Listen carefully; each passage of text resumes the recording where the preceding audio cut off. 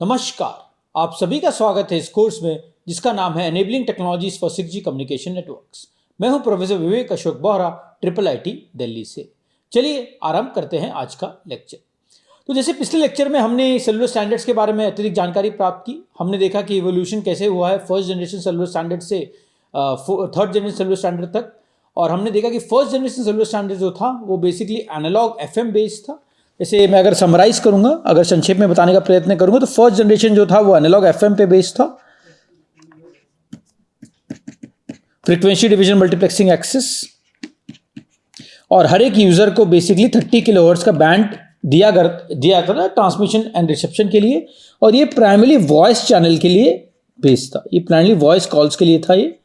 और मैंने भी बताया कि इसमें जो डायनाटेक था वो पहला मोबाइल फ़ोन था, और मार्टिन कूपर जी ने पहला मोबाइल फ़ोन से कॉल किया था, मोटरोला में थे वो। और उसके उपरांत हमने ये भी देखा कि बेसिकली ये एक वॉइस कम्युनिकेशन के लिए था, और इसमें हर एक कंट्रीज़ अपने स्पेसिफिक स्टैंडर्ड्स लेके आई थी फर्स्ट जनरेशन में। जैसे यूएस में एडवांस मोबाइल फोनिक सिस्टम था, AMPS जिसे हम कहते हैं। यूके में टैक्स था, टोटल एक्सेस कम्युनिकेशन सिस्टम। और जैसे नॉर्डिक कंट्रीज में नॉर्डिक मोबाइल टेलीफोनी, और जापान में निप्पॉन टेलीफोनी एंड टेलीग्राफी। तो ये सब डिफरेंट वेरिएशंस थे स्टैंडर्ड्स के, और हर एक भिन्न भिन्न कंट्रीज अपने स्पेसिफिक अपने अनुसार ये स्टैंडर्ड्स को उन्होंने लॉन्च किया था, और ये वॉइस कॉल्स के लिए बेस्ड था। उसके बाद आया सेकेंड जनरेशन। सेकेंड जनरेशन जो था एक यूनिफाइड अप्रोच था यूरोप की तरफ से, एक यूनिफॉर्म स्टैंडर्ड्स को लाने का। तो सेकेंड जनरेशन जो सबसे ज़्यादा पॉपुलर स्टैंडर्ड हुआ था GSM, global system for mobile communication. ये GPP standard general partnership project, global partnership project के माध्यम से लाया गया था ये। और GSM की कुछ खास खूबियाँ थी, वो थी ये पहला डिजिटल स्टैंडर्ड था, और ये TDMA FDMA बेस्ड था, टाइम डिवीजन मल्टीप्लेक्सिंग एक्सेस और फ्रीक्वेंसी डिवीजन मल्टीप्लेक्सिंग एक्सेस। हर एक यूजर को एक बैंड के अलावा एक टाइम स्लॉट दिया जाता था फॉर ट्रांसमिशन एंड रिसेप्शन। और इसमें एक डिजिटल मॉड्यूलेशन स्कीम का प्रयोग किया गया था, जिसे हम GMS के कहते हैं, गॉसियन मिनिमम शिफ्ट कीइंग। एक कंटिन्यूस फेज शिफ्ट कीइंग या ऑफसेट QPSK का फॉर्म है। इसकी कुछ अच्छी अच्छी प्रॉपर्टीज जो हमने पहले भी विस्तार में भिन्न कोर्स में पढ़ा होगा, advance topics in wireless communication इत्यादि में। और हमने देखा था कि गॉसियन मिनिमम शिफ्ट की वजह से इसकी पल्स चिपिंग की प्रॉपर्टीज काफ़ी अच्छी होती थी, और इसकी वजह से इसमें आप नॉन लीनियर पावर एम्पलीफायर्स का उपयोग कर सकते थे। और इसकी जो हर एक यूजर को जो बैंड दी जाती थी उसको अराउंड 200 किलोहर्ट्ज दी जाती थी। और GSM की जो डेटा रेट थी अराउंड 9.6 किलोबिट्स पर सेकेंड। ये भी प्राइमरीली वॉइस और SMS के लिए था, शॉर्ट मैसेजेस सर्विसेज। लेकिन इसके लिए डेटा एक चीज ये अनुभव किया गया, डेटा के लिए डेटा का बहुत ज़्यादा रिक्वायरमेंट हो गई थी इसमें। तो इसीलिए GSM के 2 एडिशंस किए गए थे। पहला एडिशन था GPRS, general packet radio service, और सेकेंड एडिशन था EDGE, enhance data rate for GSM evolution. तो ये जो दोनों एनहांसमेंट है GSM के, एनहांस डेटा रेट्स के लिए थे। इसकी वजह से आपको डेटा रेट कुछ 256, 260, 300 किलोबिट्स के आसपास आपको मिल जाती थी, इनहांस्ड डेटा रेट्स। और इसमें फ्रीक्वेंसी रीयूज का प्रयोग किया गया। फ्रीक्वेंसी रीयूज की वजह से आप ज्यादा नंबर ऑफ यूजर्स को आप सपोर्ट कर सकते थे। तो ये था सेकेंड जनरेशन का। उसके बाद आया थर्ड जनरेशन। थर्ड जनरेशन जो था वो बेसिकली CDMA पे बेस्ड था। इसके 2 प्रमुख स्टैंडर्ड थे, वाइड बैंड CDMA और सेकेंड था CDMA 2000। वाइड बैंड CDMA जो था UMTS, universal mobile telephonic system का फॉर्म था। ये बेसिकली GSM का अपग्रेडेशन था। और CDMA 2000 जो था वो था बेसिकली IS-95 इंटरिम स्टैंडर्ड 95, जो CDMA बेस्ड स्टैंडर्ड, उसका अपग्रेडेशन था। तो वाइड बैंड CDMA और CDMA basically code division multiplexing access के ऊपर बेस्ड था, और इसमें बेसिकली कोड के द्वारा यूजर्स को सेग्रीगेट किया जाता था। तो हर एक user same time same frequency में ट्रांसमिट और रिसीव कर सकता था, और कोड के द्वारा long code, short code, wall short मट कोड्स इत्यादि का प्रयोग करके यूजर्स का सेग्रीगेशन किया जाता था। कुछ कोड स्प्रेडिंग के लिए उपयोग किए जाते थे, कुछ यूजर्स ऑथेंटिकेशन के लिए उपयोग किए जाते थे।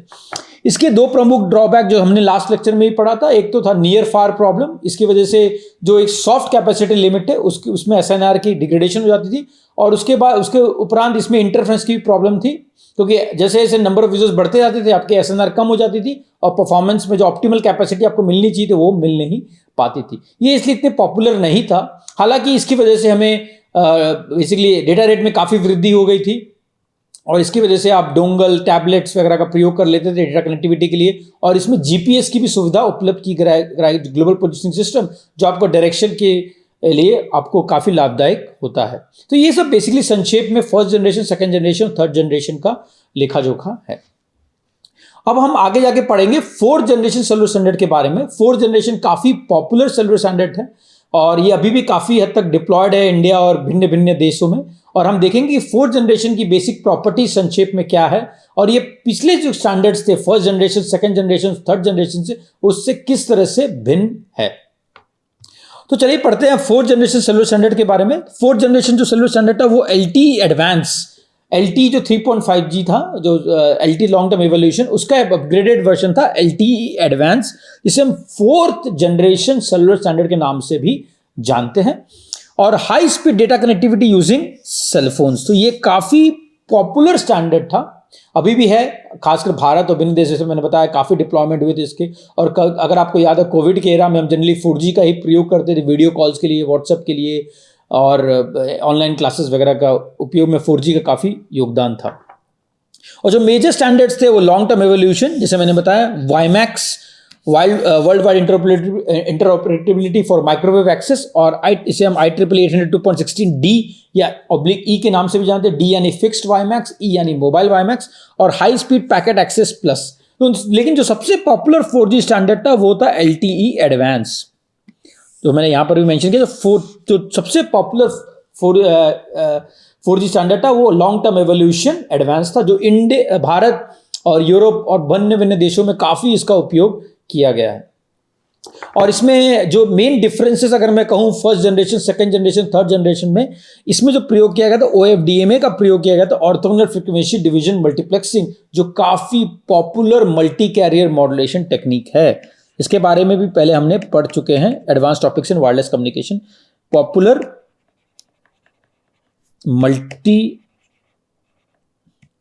मल्टी कैरियर मॉड्यूलेशन टेक्निक, ये काफी popular multi carrier modulation technique. और इसमें बेसिकली देखा जाएगा तो आप डाउनलिंक में, जैसे हमने पहले बताया डाउनलिंक अपलिंक से मेरा संदर्भ ये है, जब बेस स्टेशन मोबाइल फोन पे ट्रांसमिशन करता है उसे हम डाउनलिंक कहते हैं, और जब मोबाइल फोन बेस स्टेशन की तरफ ट्रांसमिट करता है हम उसे अपलिंक कहते हैं। तो डाउनलिंक में OFDMA का प्रयोग किया गया था और अपलिंक में सिंगल कैरियर FDMA का प्रयोग किया गया था। इसके लिए भी एक इंपॉर्टेंट रीजन ये है कि डाउनलिंक में बेसिकली आपका जो OFDM है, हालांकि काफ़ी स्पेक्ट्रली एफिशिएंट मॉड्यूलेशन स्कीम है, इसका जो मेजर ड्रॉबैक है वो peak to average power ratio, यानी पावर कंजम्पशन ज़्यादा होने की संभावना रहती है अगर आप इसको लीनियर पावर एम्पलीफायर का प्रयोग करते हैं इसमें। तो बेसिकली उसकी वजह से ये जनरली डाउनलिंक में, जहाँ बेस स्टेशन पर प्रयोग किया, जहाँ पावर की कोई प्रॉब्लम नहीं होती है, और अपलिंक में जनरली ये पावर एफिशिएंट मॉड्यूलेशन स्कीम, जिसे single carrier frequency division multiplexing access कहते हैं, उसका उपयोग किया गया था। इसके अलावा इसमें मल्टीपल इनपुट मल्टीपल आउटपुट की भी प्रावधान था। जैसे multiple input multiple output 3G में भी था, बट उसका ढंग से उपयोग नहीं किया गया था, लेकिन 4G सिस्टम्स में मल्टीपल इनपुट मल्टीपल आउटपुट का भी प्रयोग किया गया था। इसके अलावा इसमें कैरी एग्रीगेशन अन्य की सुविधा भी थी, और इसमें एक इंपॉर्टेंट थी लिंक एडेप्टेशन टेक्नोलॉजीज। इससे मेरा संदर्भ ये है, इसमें एडेप्टिव मॉड्यूलेशन एंड कोडिंग का भी प्रयोग किया गया था। AMC जैसे वाईफाई में भी इसका प्रयोग किया था, इसमें आप चैनल स्टेट के बेसिस पे आप मॉड्यूलेशन और कोडिंग को भिन्न कर सकते हैं। तो ये भी एक काफ़ी इंपॉर्टेंट प्रॉपर्टी थी 4G में, इसकी वजह से इसमें आप डेटा रेट में काफ़ी चेंजेस ला सकते हैं। Can support data rate of up to 1 gigabits पर low mobility such as nomadic और लोकल एरिया वायरलेस एक्सेस। तो 1 गीगाबिट्स पर सेकंड तक आप इसमें इसका डेटा रेट आप, और 100 मेगाबिट्स पर mobility such as mobile access. तो आप 1 गीगाबिट्स, अगर आप स्टैटिक हो यूजर हो, नॉन स्टेशनरी यूजर हो, तो आप 1 गीगाबिट्स पर सेकंड तक का डेटा आपको मिल सकता है। इसकी वजह से आप online video, online chatting, online lectures आप अटेंड कर सकते हैं। और मोबिलिटी में भी जब आप गाड़ी चला रहे हैं या तो फिर ट्रेन में, तब भी आपको करीब 100 मेगाबिट्स पर सेकंड तक डेटा रेट मिलने का प्रावधान है।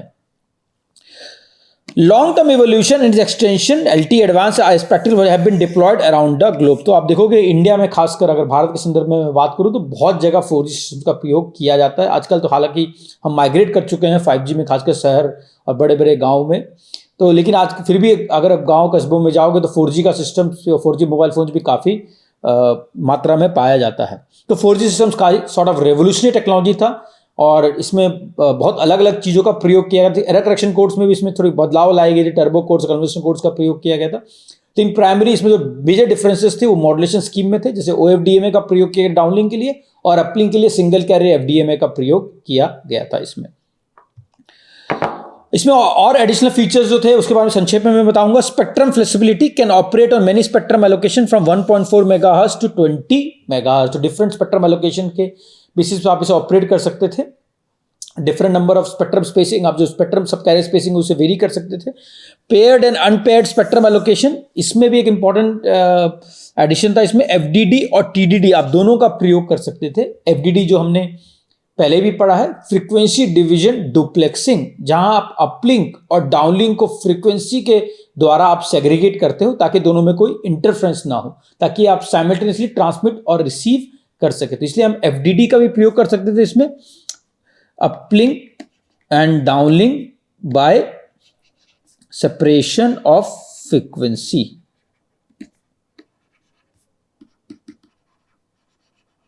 Separation of frequency. और इसके अलावा इसमें एक एडिशनल फीचर है TDD का भी आप इसमें उपयोग कर सकते हैं, टाइम डिवीजन डुप्लेक्सिंग, जहां अपलिंक और डाउनलिंक आर सेपरेटेड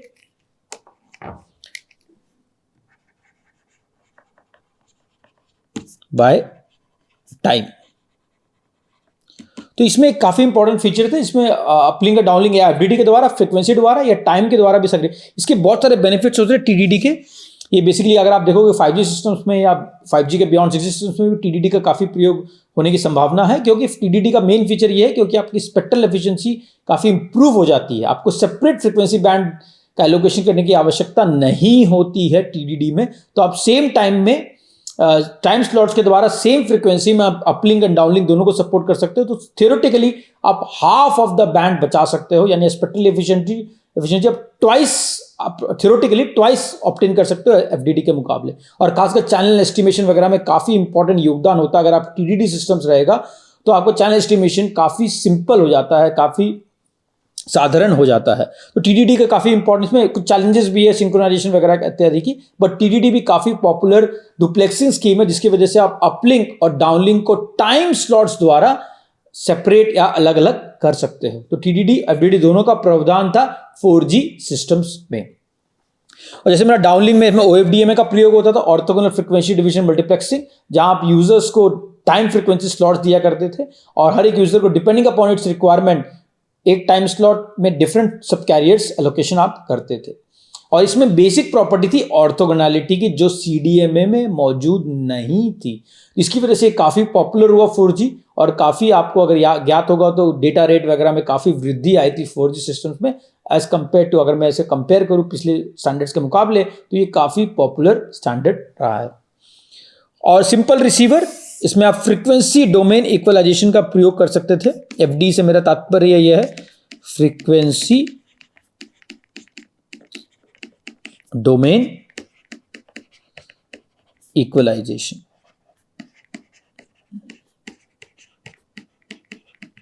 इसलिए महत्वपूर्ण हो जाता है क्योंकि आपको कोई कॉम्प्लेक्स टाइम डोमेन इक्वलाइजर का उपयोग करने की आवश्यकता नहीं पड़ती है। फ्रीक्वेंसी डोमेन इक्वलाइजेशन काफी सिंपल है, जैसे convolution in time domain is equal to multiplication in frequency domain. अगर आपको OFDM का थोड़ा बैकग्राउंड पता है तो यहाँ पर हम फ्रीक्वेंसी डोमेन सब कैरियर के माध्यम से डेटा ट्रांसमिट करते थे और रिसीवर पे भी उसे फ्रीक्वेंसी डोमेन में वापस कन्वर्ट करते थे FFT द्वारा। इसकी वजह से आप फ्रीक्वेंसी डोमेन इक्वलाइजेशन का उपयोग कर सकते हैं इसमें। इसकी वजह से आपका रिसीवर डिजाइन काफी सिंपल हो जाता था। तो इसकी वजह से आपका रिसीवर डिजाइन जो सिंपल रिसीवर डिजाइन, क्योंकि आप फ्रीक्वेंसी डोमेन इक्वलाइजर का प्रयोग कर सकते हैं। सिंपल इक्वलाइजर होता है जहां आप डिवाइड करते हैं चैनल गेन से, और आप जो ट्रांसमिटेड सिंबल है उसको आप ऑब्टेन कर सकते हैं। उसके अलावा इसमें एडिशनल फीचर साइक्लिक प्रीफिक्स का भी उपयोग किया जाता था। साइक्लिक प्रीफिक्स की वजह से इसमें जो आपका डिले मल्टीपाथ का जो प्रॉब्लम्स थे, ये बेसिकली साइक्लिक प्रीफिक्स आपको इंटर सिंबल इंटरफ्रेंस और इंटर कैरी इंटरफ्रेंस दोनों को मिटिगेट करने में आपको मदद प्रदान करता है। इंटर सिंबल इंटरफ्रेंस हमने पहले भी पढ़ा। इंटर सिंबल अगर दो एफडीएम सिंबल्स के बीच में जो इंटरफ्रेंस है उसे हम इंटर सिंबल इंटरफ्रेंस कहते हैं। और इंटर कैरियर इंटरफ्रेंस से मेरा तात्पर्य है दोनों सब कैरियर के बीच में जो इंटरफ्रेंस है उसे हम इंटर कैरियर इंटरफ्रेंस कहते हैं। तो ओएफडीएम में दोनों एप्लीकेबल होते हैं क्योंकि इसमें हम फ्रीक्वेंसी डोमेन ट्रांसमिशन करते हैं, इसलिए इसमें इंटर कैरियर इंटरफ्रेंस होने का भी खतरा रहता है। और क्योंकि ओएफडीएम फ्रेम बाय फ्रेम या सिंबल बाय सिंबल ट्रांसमिशन है, इसमें इंटर सिंबल इंटरफ्रेंस होने का भी खतरा रहता है चैनल डिले स्प्रेड की वजह से। और साइक्लिक प्रीफिक्स का उपयोग करके हम इन दोनों चीज को मिटिगेट कर सकते हैं। इंटर सिंबल इंटरफ्रेंस तो मिटिगेट कर सकते थे, इनडायरेक्ट बेनिफिट आपका ये भी होता है कि इंटर कैरियर इंटरफ्रेंस को भी आप इसमें मिटिगेट कर सकते हैं।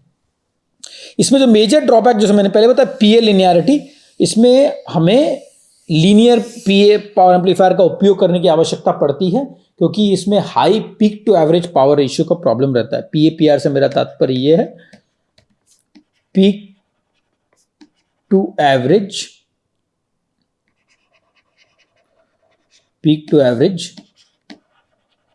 Power ratio.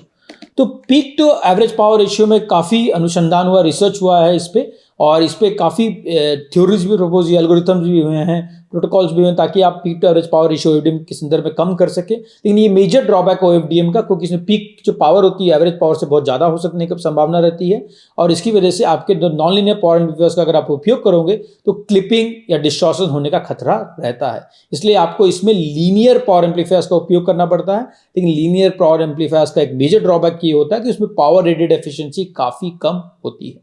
तो ये एक ओएफडीएम का मेजर ड्रॉबैक है, peak to average power ratio. और इसकी वजह से जनरली इसलिए हम अपलिंक में ओएफडीएम का प्रयोग नहीं करते। अपलिंक में जैसे मैंने बताया डीएफटी प्रीकोडेड ओएफडीएम और जिसे हम single carrier frequency division multiplexing access कहते हैं, उसका उपयोग होता है। तो अपलिंक में जैसे मैंने बताया, अपलिंक में एलटीई में सिंगल कैरियर एफडीएम है जिसे हम डीएफटी प्रीकोडेड ओएफडीएम भी कहते हैं, उसका उपयोग होता है। OFDM precoded by DFT precoder transmission is like a single carrier reduced PAPR and for efficient power amplifiers। तो इसकी वजह से आप जो अपलिंक में आप नॉनलीनियर पावर एम्पलीफायर्स का उपयोग कर सकते हैं। ये हालांकि इतना स्पेक्ट्रली एफिशिएंट नहीं है जितना OFDM है, लेकिन इसकी बेनिफिट्स ये हैं कि इसमें peak to average power ratio कम होता है, इसलिए आपको मोबाइल फोन की बैटरी आप काफी हद तक बचा सकते हो। इसी का ये मेन रीजन है क्योंकि डाउनलिंक में हम OFDM का प्रयोग करते हैं LTE में या 4G स्टैंडर्ड में, और अपलिंक में डीएफटी प्रीकोडेड ओएफडीएम या सिंगल कैरी एफडीएम कहते हैं, उसका उपयोग करते हैं। तो ये मेन रीजन है ओएफडीएम का उपयोग करना डाउनलिंक में और सिंगल कैरी एफडीएम का उपयोग करना अपलिंक में फॉर एलटीई एडवांस सिस्टम्स। तो ये कुछ कैरेक्टरिस्टिक्स हैं एलटीई के, और उसके अलावा और भी कैरेक्टरिस्टिक्स है। Shared channel transmission, very dynamic and resource sharing of channels. जैसे मैंने बताया कि आप चैनल्स को आप depending upon the user requirement आप टाइम फ्रीक्वेंसी रिसोर्स ब्लॉक्स को चेंज कर सकते हैं। Only packet data voice over internet protocol VoIP, voice over IP internet working protocol. So ये बेसिकली पैकेट स्विच ट्रांसमिशन है, ना कि सर्किट स्विच ट्रांसमिशन है। तो ये भी मेजर बेनिफिट है इसमें, पैकेट बेस्ड ट्रांसमिशन है इसमें। Channel dependent scheduling in time and frequency domain, both resource allocate depending on the channel condition. जैसे मैंने बताया इसमें लिंक एडेप्टेशन का टेक्नोलॉजीज का उपयोग करते हैं, तो चैनल एडेप्टेशन शेड्यूलिंग इसमें प्रावधान है। Channel depending upon the channel आप कितने रिसोर्सेस एक यूजर का लोकेट करोगे, ये भी इसमें एक बेनिफिट है, प्रावधान है, जिसकी वजह से आप डायनेमिक शेड्यूलिंग कर सकते हो, डायनेमिक एलोकेशन ऑफ रिसोर्सेज कर सकते हो हर एक यूजर के। अगर चैनल की कंडीशंस खराब है तो आप उससे हो सकता है कम या ज़्यादा रिसोर्सेज एलोकेट करोगे। चैनल कंडीशंस अच्छी है तो आप उसको ज़्यादा रिसोर्सेज भी एलोकेट कर सकते हो। Depending upon channel condition, depending upon the user requirement, आप डायनेमिक शेड्यूलिंग भी इसमें कर सकते हो। और जैसे मैंने बताया मल्टीपल एंटीना सपोर्ट, इसमें माइमो का प्रावधान है, जिसकी वजह से 4x2 डाउनलिंक, यानी बेस स्टेशन के पास 4 एंटीना और रिसीवर के पास 2 एंटीना, इसकी वजह से आपका जो स्पेशल मल्टीप्लेक्सिंग गेन है वो भी आप ला सकते हो, और उसके अलावा डाइवर्सिटी गेन है वो भी आप ला सकते हो। तो both features of special multiplexing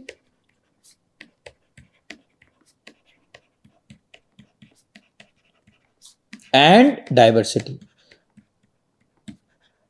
इसके बारे में हम आगे जाके और भी पढ़ेंगे, जब माइमो सिस्टम के बारे में पढ़ेंगे हम कोर्स के संदर्भ में, तो हम इसको डिटेल में समझेंगे। जो स्पेशल मल्टीप्लेक्सिंग डाइवर्सिटी से मेरा क्या तात्पर्य है, बट आपको ये समझने की आवश्यकता है कि अगर एक से ज़्यादा एंटीना हो तो आप स्पेशल मल्टीप्लेक्सिंग का या डाइवर्सिटी का प्रयोग करके रिसीवर की परफॉर्मेंस में काफ़ी सुधार ला सकते हो। ये भी एक प्रावधान LTE-A में था, लॉन्ग टर्म इवोल्यूशन A, जिसे हम 4G स्टैंडर्ड के नाम से जानते हैं।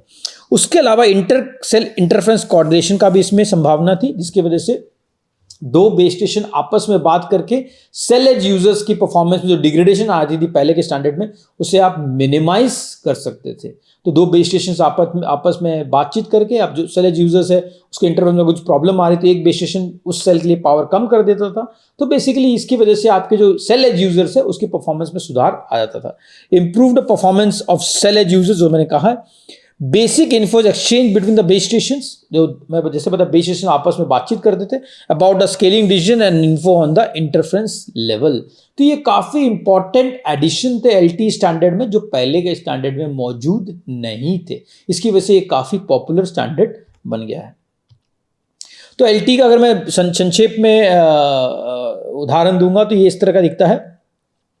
तो इसमें जैसे यूजर इक्विपमेंट है और UMTS universal mobile telephonic system का इंटरफेस है, यूएसएम उत्तरायण इंटरफेस भी कहते हैं।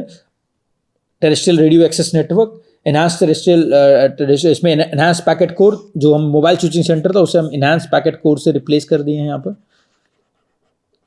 एनहांस, क्योंकि ये पैकेट बेस्ड ट्रांसमिशन था, एनहांस पैकेट कोर। तो ये कोर नेटवर्क जो था उसको हम EPC कहते हैं इस केस में, और PDN पैकेट डेटा नेटवर्क।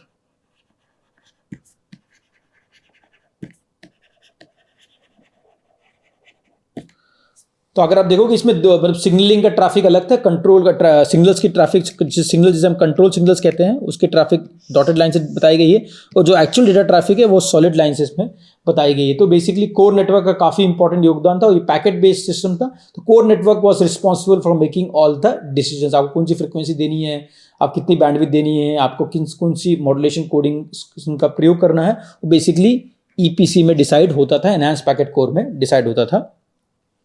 और ये UU interface, UMTS air interface का उपयोग होता है। E-Node B जिसे हम कहते हैं वो बेस स्टेशन था इसमें, E-Node B यानी एनहांस नोड B, जिसे पहले के स्टैंडर्ड में बेस स्टेशन कहा जाता था, बेस ट्रांसीवर स्टेशन। तो ये था, और एनहांस पैकेट कोर यहाँ पर। तो एक संक्षेप में बताया गया कि मोबाइल फ़ोन को अगर एनहांस पैकेट कोर से बात करनी है तो बेसिकली इसके पहले ये E-Node B से बात करेगा, फिर E-Node B S1 इंटरफेस से एनहांस पैकेट कोर से बात करेगा, और ये आपस में बेस स्टेशन आपस में बात करें, जिसे हम ICIC इंटरसेल इंटरफेरेंस कोऑर्डिनेशन, और इसे हम कॉम के नाम से भी जानते हैं, कोऑर्डिनेटेड मल्टी पॉइंट एक्सेस। इसमें बेस स्टेशन आपस में बातचीत करके परफॉर्मेंस में इंप्रूवमेंट लाने का संभावना रखता है। तो ये सिंपल आर्किटेक्चर है LTE, इसके अंदर और भी बहुत सारे फीचर्स हैं, इस कोर्स में हम वो सब नहीं पढ़ेंगे, बट ये संक्षेप में हम बताने का प्रयत्न कर रहे हैं कि एक LTE सिस्टम किस तरह से दिखता है। पहले यूजर इक्विपमेंट जो है, पहले वो E-Node B से बात करता है, E-Node B भी आपस में एक दूसरे से बात कर सकते हैं। फिर E-Node B जो है वो एनहांस पैकेट कोर, जो कोर नेटवर्क है उससे बात करता है, उससे फ्रीक्वेंसी एलोकेशन वगैरह वगैरह और जो लिंक एडाप्टेशन स्ट्रैटेजी समझ के मोबाइल इक्विपमेंट को रिसोर्स एलोकेट करता है। और अगर मैं, जैसे हमने लास्ट लेक्चर में भी पढ़ा था, जो डिफरेंट रिलीजेज हैं LTE के, उसके बारे में अगर थोड़ा संक्षेप में बताने का प्रयत्न करूंगा। जो रिलीज 8 था वो इनिशियल LTE स्टैंडर्ड था, जो हमने पहले भी पढ़ा है, और इसमें जो फीचर्स थे OFDMA के वेव फॉर्म के थे, orthogonal frequency division multiplexing access. इसके पहले हम CDMA का प्रयोग करते थे 3G के लिए। रिलीज 8 से हमने OFDMA का प्रयोग करना आरंभ किया है, डाउनलोड्स लेंगे। और इसमें FDD TDD ऑपरेशन, जैसे मैंने बताया, फ्रीक्वेंसी डिवीजन डुप्लेक्सिंग, टाइम डिवीजन डुप्लेक्सिंग, ये रिलीज 8 में 3GPP ने रिलीज किया था ये फीचर्स LTE के संदर्भ में। और ये IP based enhance packet core, जैसे मैंने बताया, ये पूरा IP based internetworking protocol based features थे इसमें। और इनहांस पैकेट कोर जो पहले सर्किट स्विच होता था, अब वो पैकेट बेस्ड होने लग गया। उसके बाद डिफरेंट रिलीजेस आए हैं, उसमें जैसे अपग्रेडेशन होते रहता है उस तरह से आए हैं। LTE ब्रॉडकास्ट की फीचर आया था, और LTE broadcast enhance mobile broadband, जैसे इनहांस मोबाइल ब्रॉडबैंड ब्रॉडकास्ट की फीचर्स आई थी इसमें। उसके बाद LTE पोजिशनिंग, जैसे LTE लोकेशन सर्विसेज, ये LCS से लोकेशन सर्विसेज है।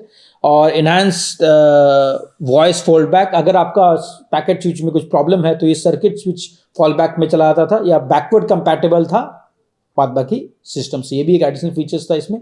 ये अगर आपको वॉइस कॉल करना है और अगर वॉइस कॉल आप सर्किट स्विच नेटवर्क के बेसिस पे भी कॉल कर सकते थे अगर आपको ये करना है तो basically circuit switch feedback mechanism था इसमें। और वॉइस ओवर एलटी दोनों फीचर थे, आप तो या पैकेट बेस्ड के थ्रू आप वॉइस कॉल कर सकते हैं या तो सर्किट स्विच द्वारा भी आप वॉइस कॉल कर सकते हैं। तो ये वॉइस ओवर एलटी यानी पैकेट के द्वारा आपकी वॉइस की ट्रांसमिशन हो रही है। रिलीज 10 में और भी डिफरेंट फीचर्स आए थे। कैरियर एग्रीगेशन आया था। कैरियर एग्रीगेशन एक काफी इंपॉर्टेंट फीचर है एलटी के संदर्भ में जो पहले मुमकिन नहीं था। कैरियर एग्रीगेशन से मेरा तात्पर्य ये है कि आप डिफरेंट जो फ्रीक्वेंसीज बैंड है उससे आप एग्रीगेट करके डेटा रेट में या बैंडविड्थ में वृद्धि ला सकते थे और बैंडविड्थ में वृद्धि लाने की वजह से आपके डेटा रेट में भी काफी वृद्धि आ सकती है। ये सेम कॉन्सेप्ट हम चैनल बॉन्डिंग के नाम से वाईफाई में जानते हैं। इसमें बेसिकली ये होता है, चैनल कैरियर एग्रीगेशन से ये होता है कि आप जो कंटिन्यूस बैंड्स है या डिसकंटिन्यूस बैंड्स है उसके जो फ्रिक्वेंसीज है उससे आप एग्रीगेट कर लेते थे और उसकी वजह से आपकी बैंडविड्थ में काफी इजाफा आ जाता था।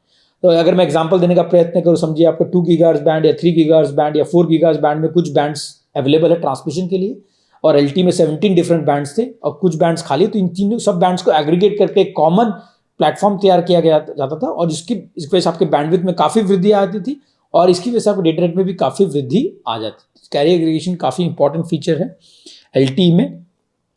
इसके बाद अब हेट्रोजीनियस नेटवर्क्स, इसमें एक बहुत इंपॉर्टेंट फीचर जैसे में enhance intercell interference coordination, interference cancellation. तो इसमें बेसिकली आप डिफरेंट बेस स्टेशन आपस में एक दूसरे से बातचीत करके इंटरफ्रेंस को मिनिमाइज किस तरह से करना है, कोऑर्डिनेट किस तरह से करना है, वो भी एक बहुत इंपॉर्टेंट फीचर था। ये इससे इन्हांसमेंट था रिलीज 10 में। इसकी वजह से बाकी बेस स्टेशन आपस में बातचीत करके सेल यूजर्स के परफॉर्मेंस में इंप्रूवमेंट के अलावा इंटरफ्रेंस कैंसलेशन का भी प्रावधान इसमें किया गया था। और इसके अलावा एडवांस्ड माइमो, जैसे पहले हमने सुना 4x2 माइमो, इसमें 8x8 माइमो तक का भी प्रावधान था। तो आगे जाके पढ़ेंगे इसके बारे में कि advance multiple input multiple output के भी फीचर्स थे रिलीज 10 में। उसके बाद आता कोऑर्डिनेटेड मल्टी पॉइंट, जैसे मैंने बताया बेस स्टेशंस आपस में बातचीत कर लेते थे और कोऑर्डिनेटेड मल्टी पॉइंट एक्सेस यानी एक यूजर को more than one base station से भी सर्विस मिलने का संभावना होती थी इसमें। तो ये भी काफी इंपॉर्टेंट फीचर था। अगर आप किसी यूजर के क्वालिटी ऑफ सर्विस में इंप्रूवमेंट लाना है, डेटा रेट में इंप्रूवमेंट लाना है, तो बेस स्टेशन आपस में बातचीत करके कोऑर्डिनेट करके सेम यूजर्स को मल्टीपल बेस स्टेशन आप इंफॉर्मेशन प्रदान कर सकते थे। उसके बाद heterogeneous enhancement, further enhancement for intercell interference coordination, interference cancellation. तो ये भी एक काफी फर्दर एनहांसमेंट्स का रिलीज 11 में भी और प्रावधान आया था। सो रिलीज 12 में डुअल कनेक्ट, तो आप एक से ज्यादा बेस स्टेशन से कनेक्टिविटी प्रदान कर सकते थे, ये भी एक फीचर था। और एफडीडी टीडीडी कैरियर एग्रीगेशन, ये भी एक इंपॉर्टेंट फीचर इसमें रिलीज 12 में आया था, जहां पर फ्रीक्वेंसी डिवीजन डुप्लेक्सिंग और टाइम डिवीजन डुप्लेक्सिंग में भी कैरियर एग्रीगेशन कर सकते थे। तो ये कैरियर एग्रीगेशन आप टाइम डिवीजन में भी कर सकते हैं, फ्रीक्वेंसी डिवीजन में भी, डुप्लेक्सिंग में भी कर सकते हो। तो ये भी एडिशनल फीचर्स आया था। और इसके अलावा 256 QAM, अगर आप हायर मॉड्यूलेशन स्कीम्स का भी इसमें आप जैसे 8 बिट्स पर सिंबल भी आप भेज सकते थे 256 QAM की मदद से। तो आप हायर मॉड्यूलेशन स्कीम को भी आप इसमें सपोर्ट कर सकते थे रिलीज 12 के बाद। और इसमें एक एडिशनल फीचर आया था डिवाइस टू डिवाइस, इसे हम साइड लिंक भी कहते हैं, साइड लिंक के द्वारा कम्युनिकेशन भी कहते हैं। डिवाइस टू डिवाइस से मेरा तात्पर्य यह है कि आप बेस स्टेशन को बाईपास करके दो मोबाइल फोन आपस में बातचीत कर सकते हैं या दो डिवाइसेस, दो व्हीकल आपस में बातचीत कर सकते हैं। तो डिवाइस टू डिवाइस भी एक एडिशनल फीचर था रिलीज 12 में, जिसकी वजह से आपकी जो परफॉर्मेंस में भी काफी सुधार आ सकता था और आपको हर चीज के लिए बेस स्टेशन तक जाने की आवश्यकता नहीं पड़ती थी। सिर्फ initial control signalling base station आपको दे सकता था, बाद में आप जो कनेक्टिविटी है वो डिवाइस टू डिवाइस लेवल पे भी आप कर सकते थे। इस पर भी काफी शोध हुआ है, काफी रिसर्च हुआ डिवाइस टू डिवाइस की बेसिस पे। उस पर बताया भी गया कि डिवाइस टू डिवाइस का प्रयोग करके किस तरह से आप डेटा रेट में, एसएनआर में किस तरह से आप इंप्रूवमेंट ला सकते हैं। उसका रिलीज 13 की अगर मैं बात करूं, रिलीज 13 करीब 2014-2015 के आसपास आया था। उसमें 32 बैंड्स कैरियर एग्रीगेशन का संभावना थी, यानी 32 डिफरेंट बैंड्स को मैक्सिमम आप कैरियर एग्रीगेट कर सकते हैं। तो आप जस्ट इमेजिन कीजिए अगर आपके हर एक बैंड में कुछ 1 मेगाहर्ट्ज भी है, अगर आप 32 बैंड्स को करते हैं तो 32 मेगाहर्ट्ज तक बैंडविड्थ आप ला सकते हो थियोरेटिकली। तो ये काफ़ी इंपॉर्टेंट फीचर था LTE, जिसकी वजह से आपके बैंडविड्थ में काफ़ी सुधार आता था और आपकी डेटा रेट में भी काफ़ी सुधार आ जाता था। उसके बाद फुल डुप्लेक्स माइमो, ये भी एक काफ़ी इंपॉर्टेंट फीचर था जो भी में ऑप्शनल पार्ट था, जिसमें आप माइमो को फुल डुप्लेक्स के माध्यम से भी समझ सकते थे और ट्रांसमिशन कर सकते थे। LTE unlicense license assisted access, जिसे LAA को लाइसेंस असिस्टेड एक्सेस के नाम से भी जाना जाता है। तो लाइसेंस LTE का उपयोग आप अनलाइसेंस बैंड जैसे ISM बैंड्स में भी आप इसका उपयोग कर सकते थे। 2.4 गीगाहर्ट्ज हो गया, 5 गीगाहर्ट्ज हो गया, कुछ बैंड्स ऑफ 6 गीगाहर्ट्ज, उसमें भी आप LTE का प्रयोग कर सकते थे। ये भी काफ़ी इंपॉर्टेंट फीचर था, इसकी वजह से आपके डेटा रेट में वृद्धि आती थी क्योंकि आप अनलाइसेंस बैंड का उपयोग करके आप उसमें डेटा भेज सकते थे। तो ये भी एक एडिशनल फीचर LTE में यानी 4G स्टैंडर्ड में ऐड किया गया था रिलीज 13 में। उसके बाद LTE IoT, ये भी काफ़ी इंपॉर्टेंट LTE को, जिसे LTE अगर आप देखा जाएगा 4G standard primarily mobile phone के लिए बना गया था, इनहैंस मोबाइल ब्रॉडबैंड के लिए बना गया था। इसमें लेकिन डिवाइस लेवल कनेक्टिविटी के लिए भी सुधार लाए गए रिलीज 13 में। आप LTE का उपयोग डिवाइस कनेक्टिविटी में, सेंसर्स कनेक्टिविटी में, लो पावर डिवाइस कनेक्टिविटी में किस तरह से इसका उपयोग करोगे, इसके भी फीचर्स रिलीज 13 में लाए गए हैं। और 2 मेजर एनहांसमेंट जो थे वो थे enhance narrow band IoT, narrow band internet of things, और एनहांस मशीन टाइप कम्युनिकेशन। तो ये भी दोनों फीचर इसमें लाए गए ताकि आप मशीन्स को कनेक्ट कर सको 4G स्टैंडर्ड द्वारा, मतलब मशीन कनेक्टिविटी बिटवीन मशीन्स और devices, between machines end devices. तो ये भी जो फीचर्स है LTE में लाए गए, narrow band internet of things और इनहैंस मशीन टाइप कम्युनिकेशन, जिसकी वजह से आप मशीन को भी मोबाइल फ़ोन के द्वारा, यूजर्स के द्वारा अलावा मशीन्स को भी आप किस तरह से LTE का उपयोग करके आप कनेक्ट कर सकते हैं। इसलिए इंडस्ट्रियल IoT वगैरह में काफ़ी बूम आया इस स्टैंडर्ड की वजह से। उसके बाद रिलीज 14 में फर्दर इनहांसमेंट्स हुए, फर्दर फीचर्स ऐड किए गए LTE स्टैंडर्ड में। इनहांस्ड लाइसेंस असिस्टेड एक्सेस, जैसे हम कहते हैं अनलाइसेंस बैंड का आप किस तरह से प्रयोग करके LTE के परफॉर्मेंस में और वृद्धि ला सको, यानी 4G स्टैंडर्ड के परफॉर्मेंस में और वृद्धि ला सको, डेटा रेट में वृद्धि ला सको, यूजर कनेक्टिविटी में किस तरह से और वृद्धि ला सको। तो इसमें और फीचर्स ऐड किए गए। Vehicle to everything cellular V2X से मेरा तात्पर्य व्हीकलर टू एनीथिंग, X यानी आप दूसरा व्हीकल हो सकता है, दूसरे नेटवर्क हो सकता है, पेडेस्ट्रियन हो सकता है, सर्वर हो सकता है, कुछ भी हो सकता है एक्स का तरह। तो ये भी एडिशनल फीचर LTE में लाया गया, सेलुलर V2X, जिसकी वजह से आप उसका LTE का उपयोग व्हीकुलर कनेक्टिविटी में भी कर सकते हो। तो इसका उपयोग हम देखते हैं आजकल के ऑटोनोमस ड्राइविंग में भी काफ़ी उपयोग होता है, सेफ्टी और सेफ्टी पर्पसेस, एंटरटेनमेंट पर्पसेस में भी काफ़ी उपयोग होता है सेलुलर V2X का। ये भी प्रावधान LTE स्टैंडर्ड में लाया गया ताकि आप व्हीकल्स को भी 4G स्टैंडर्ड द्वारा आप कनेक्टिविटी प्रदान कर सके।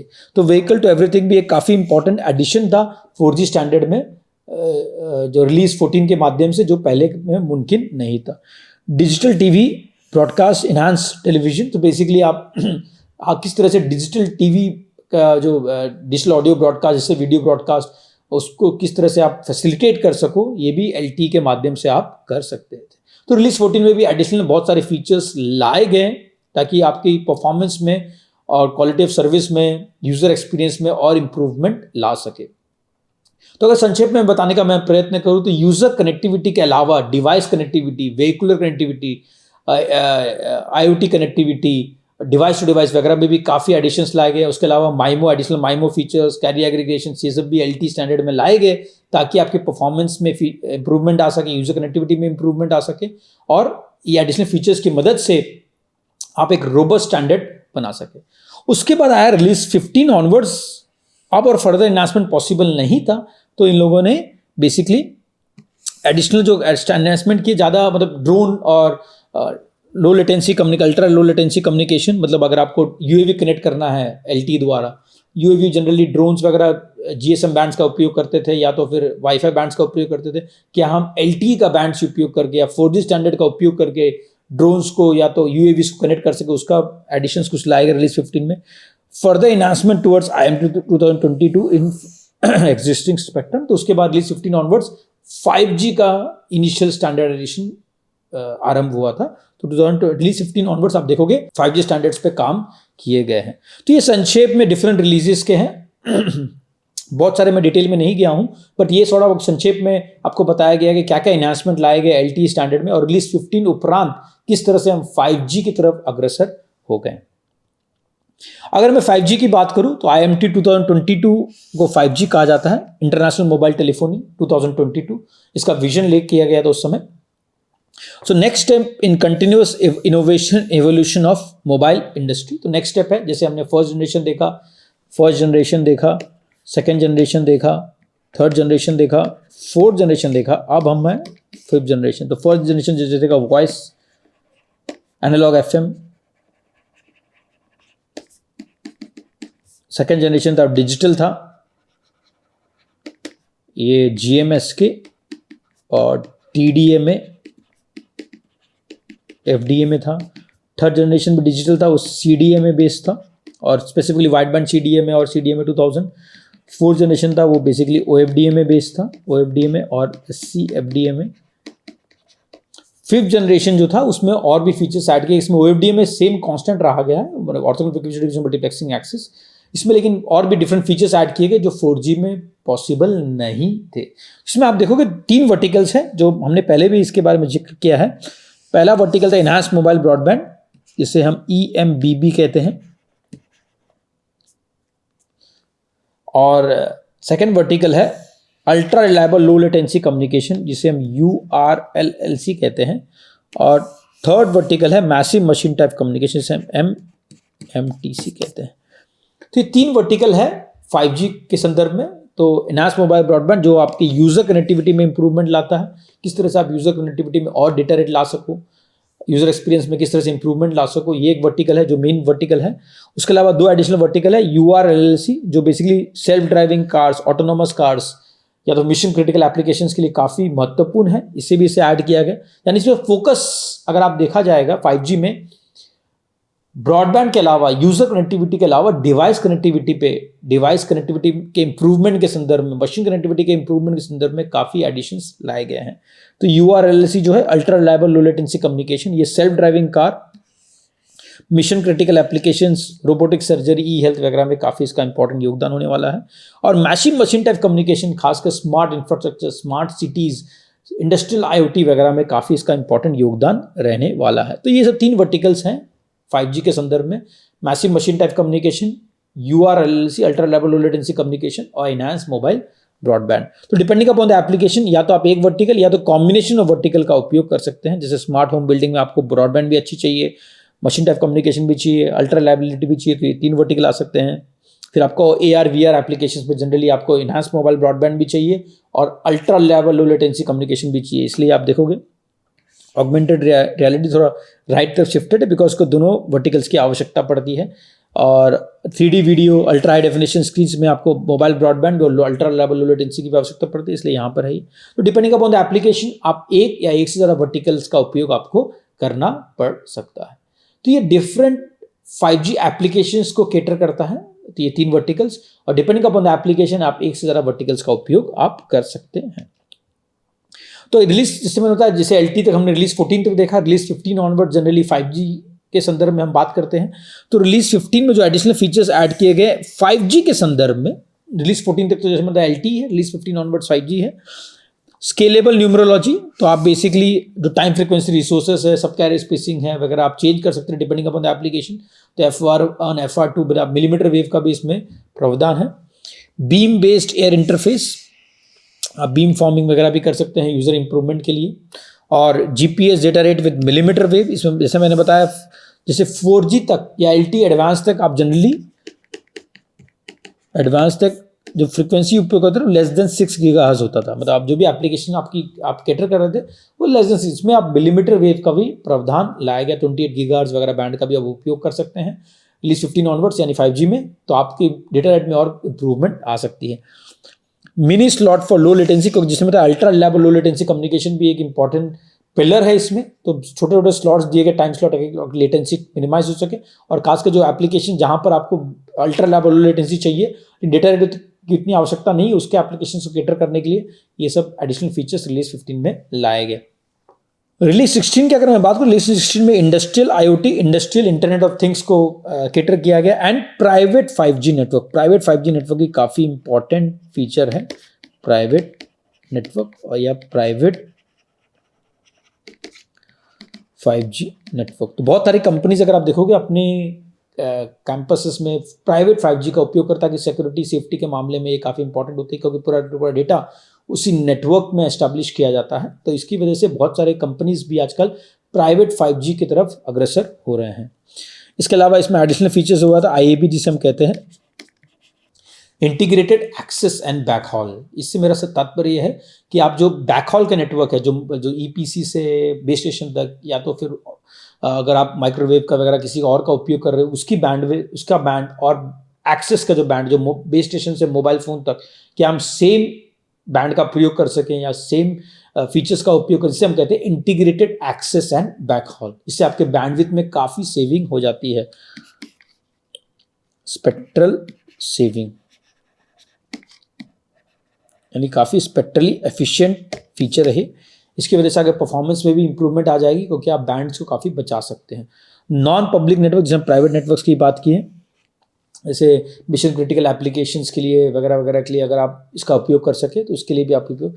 5G NR unlicensed band, 5G NR ये न्यू रेडियो, 5G को NR के नाम से भी जाना था, न्यू रेडियो के नाम से भी जाना था, और ये अनलाइसेंस्ड बैंड में किस तरह से काम करेगा उसकी फीचर्स भी रिलीज 16 में लाए गए हैं।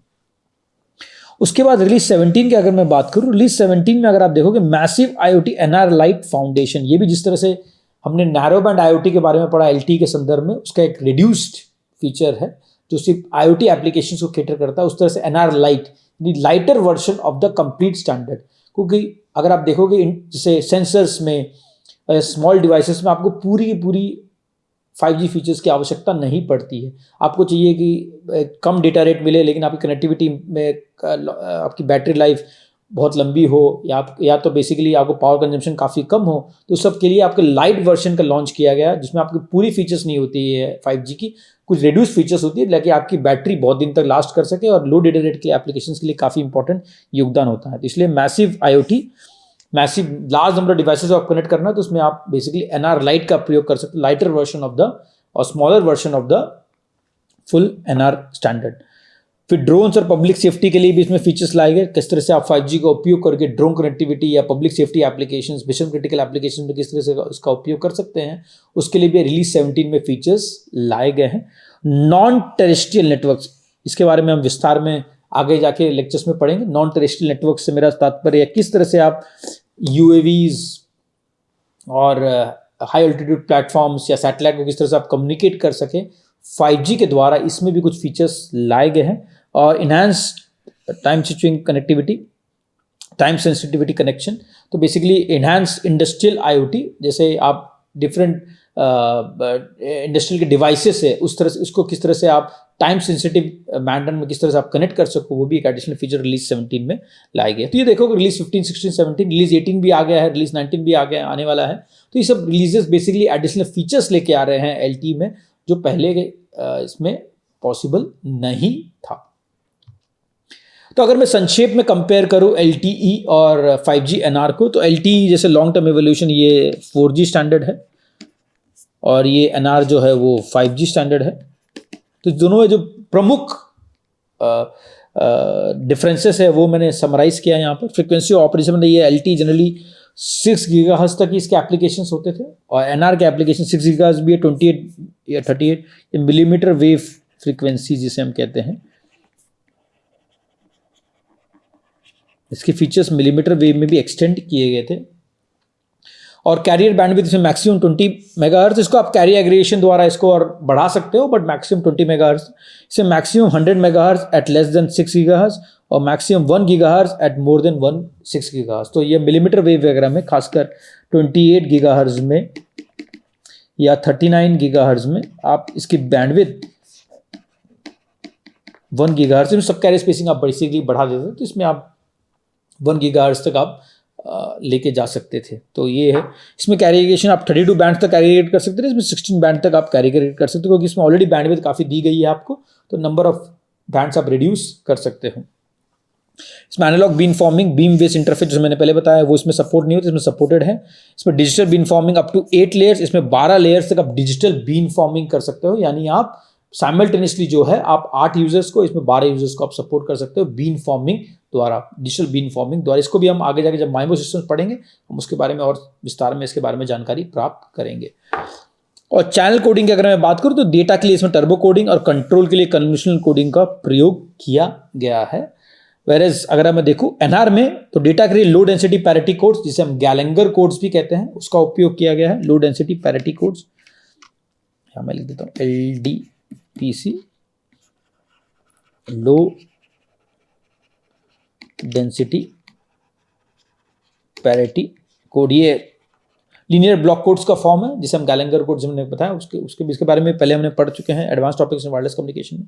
और कंट्रोल के लिए इसमें पोलर कोडिंग का प्रयोग किया गया है। तो ये डिफरेंसेस है दोनों में। सब कैरियर स्पेसिंग इसमें 15 किलोहर्ट्ज़ है, जिसमें मैंने बताया LT में सब carrier spacing sort of fixed है, और इसमें डिफरेंशियल न्यूमरोलॉजी है। इसमें 15 किलोहर्ट्ज़, 30 किलोहर्ट्ज़, 60 किलोहर्ट्ज़, 120, जो लास्ट के दोनों जनरली है वो उसका उपयोग हम मिलीमीटर वेव बैंड में ही करते हैं। तो ज़्यादा क्योंकि आपको ज़्यादा बैंडविड्थ की आवश्यकता पड़ती है तो 120 किलोहर्ट्ज़ और 240 किलोहर्ट्ज़ का जनरली उपयोग मिलीमीटर वेव बैंड में ही होता है, क्योंकि यहाँ बैंडविड्थ आपके पास ज़्यादा है, 1 गीगाहर्ट्ज़ तक की बैंडविड्थ आपकी उपलब्ध है, तो आप बेसिकली ज़्यादा सब कैरियर स्पेसिंग आप इसमें कर सकते हो। सेल्फ कंटेन्ड सब फ्रेम इसमें सपोर्टेड नहीं है, इसमें सपोर्टेड है। Spectral occupancy 90% of the channel bandwidth है इसमें, क्योंकि आप कुछ गार्ड बैंड्स दोनों साइड में आप रखना चाहोगे ताकि आपकी एडजेसेंट चैनल इंटरफेरेंस ना हो। इसमें 98% तक आप चैनल बैंडविड्थ का उपयोग आप कर सकते हो न्यू रेडियो में यानी 5G में। तो ये प्रमुख डिफरेंसेस है 4G और 5G के संदर्भ में। तो अगर मैं संक्षेप में समझाने का प्रयत्न करूं तो 4G तक हम जनरली सब 6 गीगाहर्ट्ज़ तक का प्रयोग करते थे, और 5G में मिलीमीटर वेव वगैरह का भी प्रयोग करते हैं, और इसमें सब कैरियर स्पेसिंग इसकी वजह से बढ़ गई है। 120 किलोहर्ट्ज़ या 240 किलोहर्ट्ज़ तक आप सब कैरियर स्पेसिंग जो FD में होती है उसका उपयोग कर सकते हैं।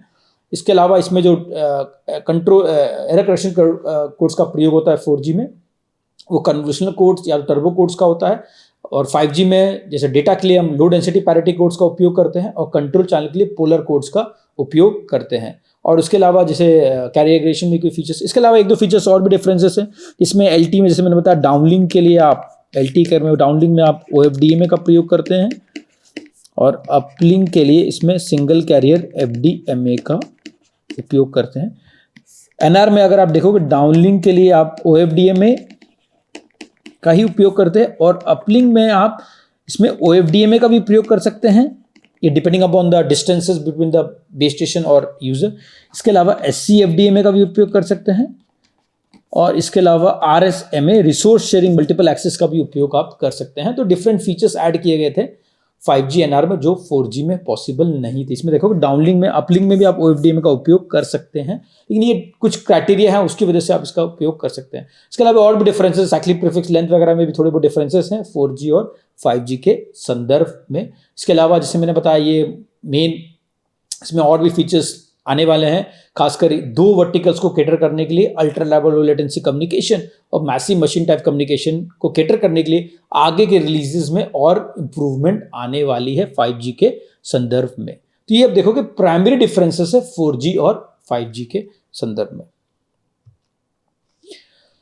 तो जैसे ही संक्षेप में, जैसे रिलीज 15 तक मैंने बताया कि रिलीज 14 तक 4G है, रिलीज 15 से 5G बेसिक्स का स्टैंडर्डाइजेशन स्टार्ट हो गया था 2017-2018 तक। नास mobile broadband and basic ultra reliable low latency के फीचर्स लाए गए थे रिलीज 15 में, जो हमने पहले भी देखा है कुछ स्लाइड्स में। तो रिलीज 15 से 5G के ऊपर अग्रसर हो गए थे हम, और रिलीज 16 में जो हमें 5G एवोल्यूशन V2X की फीचर्स लाए गए थे। New radio in unlicensed band, NRU मतलब 5G in unlicensed band, new radio in unlicensed band, U से मेरा तात्पर्य अनलाइसेंस्ड बैंड है। Industrial IoT, time switching networks, integrated access and backhaul and positioning, ये सब फीचर्स लाए गए थे 5G में रिलीज 16 में। रिलीज 17 में आया इनहांस मोबाइल ब्रॉडबैंड के फीचर्स लाए गए, ultra reliable low latency communication के लाए गए, मैसिव मशीन टाइप कम्युनिकेशन के फीचर्स लाए गए रिलीज 17 में। और रिलीज 18 में और भी फीचर्स लाए गए हैं, मैं उसके बारे में विस्तार में नहीं जाऊंगा, इसके पब्लिक डॉक्यूमेंट्स 3GPP की तरफ से उपलब्ध है। तो आगे जाकर रिलीज 19, रिलीज 20 वगैरह में भी और फीचर्स लाने वाले हैं।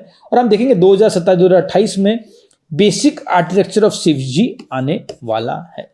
उसके बाद 2030 या 2031 में हम first set of deployment 6G के संदर्भ में भी देख सकते हैं। तो ये सब देखो कि सॉर्ट ऑफ इवोल्यूशन है, 3GPP रिलीजेस हैं जिसके बेसिस पे स्टैंडर्डाइजेशन होता है। तो अभी हाल फिलहाल में हम बेसिकली अगर मैं देखूँ 2024-2025 में तो रिलीज 19 के आसपास है हम, जहाँ 5G पर भी और एनहांसमेंट आने वाली है, खासकर URLLC और मैसिव मशीन टाइप कम्युनिकेशन के संदर्भ में। तो ये तो हुआ 5G के संदर्भ में। अब हम बात करेंगे संक्षेप में वाईफाई का एवोल्यूशन। वाईफाई एवोल्यूशन के बारे में हमने पहले भी देखा है कि वाईफाई 1 से लेके वाईफाई 6 तक हम कैसे पहुंचे और आगे जाके 802.11be इसे हम वाईफाई 7 कहते हैं, वो किस तरह से आने वाला है। तो वाईफाई जनरेशन वाईफाई 0 जिसे कहते हैं वो 802.11 1997 ये 1997 में आया था। इसका मैक्सिमम डेटा रेट 1.2 मेगाबिट थी, काफ़ी पॉपुलर नहीं था उस समय। ये sort of initial first standard है जिसे हम देखेंगे फर्स्ट जनरेशन में भी उतना पॉपुलर नहीं था। तो उस तरह से था ये वाईफाई 0। वाईफाई 1 जिसे हम 802.11b कहते हैं, इसके बारे में पहले वो DSS बेस्ड था, डायरेक्ट सीक्वेंस स्पेक्ट्रम बेस्ड था। ये 1999 में आया था और इसकी डेटा रेट कुछ 1 से 11 मेगाबिट्स पर सेकंड थी, जो हमने पहले भी देखा है। ये डायरेक्ट सीक्वेंस स्पेक्ट्रम पे बेस्ड था और ये पहला स्टैंडर्ड था वाईफाई का। अभी भी जो वाईफाई के कुछ लैपटॉप देखोगे ये इसी स्टैंडर्ड पे बेस्ड है। उसके बाद आया वाईफाई 2, वो है 802.11a जो OFDM पे बेस्ड था। तो बहुत लोग मुझसे पूछते हैं कि बेसिकली जो वाईफाई और सेलुलर में डिफरेंसेस, प्रमुख डिफरेंसेस क्या है। तो वाईफाई अगर आप देखोगे ये अनस्ट्रक्चर्ड नेटवर्क है in the sense of it, ये एडहॉक नेटवर्क है, वेयरएज जो सेलुलर है वो स्ट्रक्चर्ड नेटवर्क है, सेंट्रलाइज्ड नेटवर्क है। ये sort of wifi distributed network हम कह सकते हैं। Cellular sort of structured centralised network है जहां कंट्रोल जो रहता है वो सेंट्रल अथॉरिटी के पास रहता है, बेस स्टेशन या एनहांस पैकेट कोर के पास रहता है। और जैसे वाईफाई होता है वो एडहॉक नेटवर्क है, आप कोई भी एक डिवाइस लाइक आराम से उससे कनेक्ट कर सकते हो as long as wifi compatible होगा। उसके अलावा जो प्रमुख डिफरेंसेस है वाईफाई और सेलुलर में, वाईफाई जो है वो अनलाइसेंस बैंड पे काम करता है, ISM बैंड पे काम करता है, industrial scientific and medical. Whereas जो ये है सेलुलर है वो लाइसेंस्ड बैंड पे काम करता है। सेलुलर पे हम अनलाइसेंस्ड बैंड पे भी काम कर सकता है, बट प्रमुख उसकी जो एप्लीकेशंस होती है सेलुलर की वो लाइसेंस्ड बैंड पे होती है। उसके अलावा जो और डिफरेंसेस है, जो मल्टीपल एक्सेस जो डिफरेंसेस है, जो वाईफाई जो है वो जनरली जो कोलिजन जो रैंडम एक्सेस का प्रयोग करता है, जैसे कैरियर मल्टीपल एक्सेस CA वगैरह का प्रयोग होता है, TDMA का प्रयोग होता है, उसमें जो हमने देखा है वो जैसे मल्टीपल एक्सेस के OFDMA का प्रयोग होता था और सिंगल कैरियर FDMA का प्रयोग। आजकल वाईफाई में भी बेसिकली आप OFDMA का ही प्रयोग होता है, हायर स्टैंडर्ड खासकर 802.11ax में मल्टीपल एक्सेस के लिए भी OFDMA का ही प्रयोग होता है। तो ये प्रमुख डिफरेंसेस है वाईफाई और सेलुलर में। एक तो अनलाइसेंस बैंड, लाइसेंस बैंड का, एक स्ट्रक्चर्ड अनस्ट्रक्चर्ड और बेसिकली एक एडहॉक और एक centralised sort of a network. तो ये प्रमुख डिफरेंसेस है वाईफाई और सेलुलर में। और अगर मैं बोलूँ wifi generally home network, enterprise के लिए, इंडोर कनेक्टिविटी के लिए काफ़ी इंपॉर्टेंस रखता है क्योंकि रेंज लिमिटेड होती है। और सेलुलर जो है आउटडोर नेटवर्क जिसकी रेंज ज़्यादा है उसमें आप जनरली उसका उपयोग करते हैं। और हाई मोबिलिटी वगैरह चाहिए तो आप जनरली सेलुलर का उपयोग करते हो। अगर आपकी लो मोबिलिटी है या सॉर्ट ऑफ स्टेशनरी एप्लीकेशन है तो आप जनरली वाईफाई का उपयोग करते हैं। तो ये प्राइमरी डिफरेंसेस है सेलुलर और वाईफाई के बीच में। ठीक है, तो वाईफाई 2 802.11a जो 1999 में आया था उसकी स्पीड जो आपको मिली 66 से 54 मेगाबिट्स पर सेकंड के आसपास आपको मिली थी।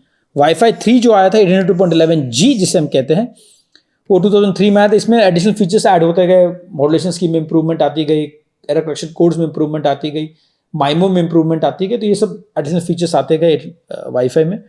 और इसकी डेटा में 6 से 54 मेगाबिट्स पर सेकंड मिल सकती थी। वाईफाई 4 802.11n है जो 2008 में आया, इसका डेटा आपको 72 से 600 मेगाबिट्स पर सेकंड तक मिल सकती थी। वाईफाई 5 जो 802.11ac है जो आजकल काफ़ी डिवाइसेस पर आप 802.11ac का ही प्रयोग करते हैं, जो 2014 में आई थी। और इसकी डेटा रेट 433 इसमें एडिशनल माइमोस के फीचर्स ऐड किए गए थे वगैरह वगैरह इसमें ऐड किए गए थे। और वाईफाई 6 या वाईफाई 6 इनहैंस्ड जो बेसिकली 2.4 गीगाहर्ट्ज़, 5 गीगाहर्ट्ज़ और 6 गीगाहर्ट्ज़ बैंड पे भी काम करती है, वो 802.11ax के नाम से जानते हैं हम। और 2019 खासकर बहुत सारी नई डिवाइसेस अगर आप देखोगे जनरली यही स्टैंडर्ड को फॉलो करती हैं, 802.11ax को ही फॉलो करती हैं। और इसके डेटा 575 से 9608 या 9 गीगाबिट्स पर सेकंड के आसपास आपको मिलती है। और आगे जाके हम देखेंगे अंत 2024 के अंत या तो फिर 2025 में वाईफाई 7 को, जो 802.11be स्टैंडर्ड है, जिसमें डेटा रेट आपको 1.3 गीगाबिट्स से लेके 46 गीगाबिट्स तक मिल सकती है।